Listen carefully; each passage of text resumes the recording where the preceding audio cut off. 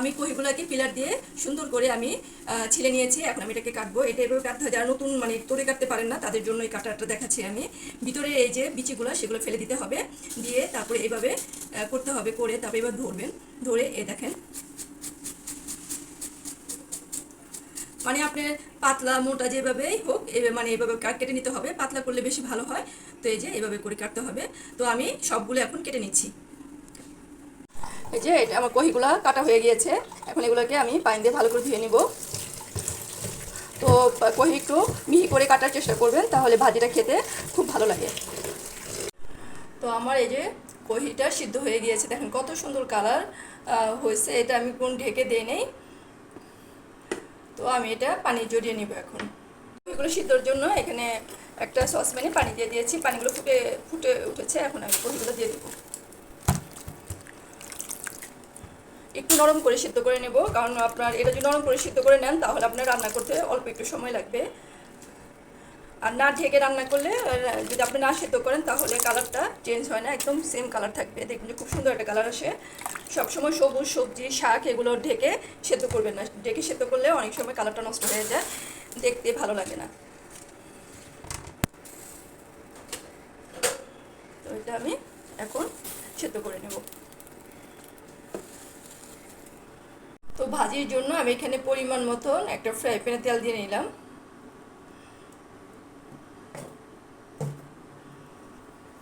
এখানে আমি পেঁয়াজ দিয়ে দিব কিছু, 1 টেবিল চামচের মতো পেঁয়াজ দিলে হবে। এগুলো হয় কি পরিমাপ বলা যায় না, এগুলো যার যার একটা মানে রান্না করার সময় একটা হয়ে যায় যে কতটুকু দেওয়া লাগবে না দেওয়া লাগবে।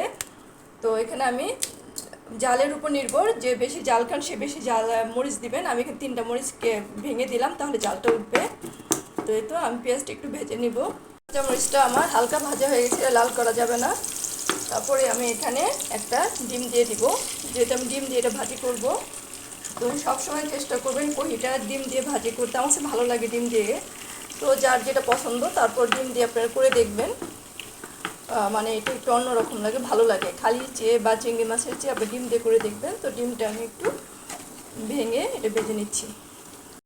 তো আমার যে ডিমটা পেঁয়াজের সাথে মরিচের সাথে ভাজা ভাজা হয়ে গিয়েছে। এখন আমি এই সিদ্ধ কহিগুলো দিয়ে দিচ্ছি। আমি একটু লবণ দিয়ে দিব। তো লবণটা যা যা স্বাদ মতো দিবেন, আবার যখন লাগলে আমি একটু দিব, না হলে না লাগবে না দিব। তো আমি এটা দিয়ে ভালো করে নেড়ে রান্না করে নেব।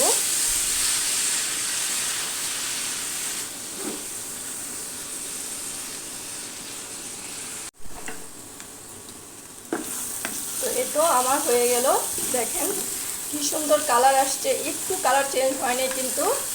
তো যারা কহিবাজি করতে চান তারা এইভাবে করবেন, দেখবেন যে খুবই সুস্বাদু হয়। আমার হয়ে গিয়েছে এবং 2টো কাঁচামরিচ আবার দিয়ে দিয়েছিলাম আমি, যাতে একটু গ্রান আসে।